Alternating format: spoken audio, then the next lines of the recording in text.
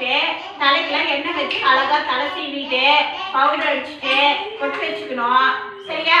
அதுக்கப்புறம் ப்ரே பண்ணணும். சாமி கும்பிட்டு சாப்பிட்டு அழாம அம்மா கூட பாய் சொல்லிட்டு ஸ்கூலுக்கு வரணும். சரியா? வருவீங்களா அது மாதிரி?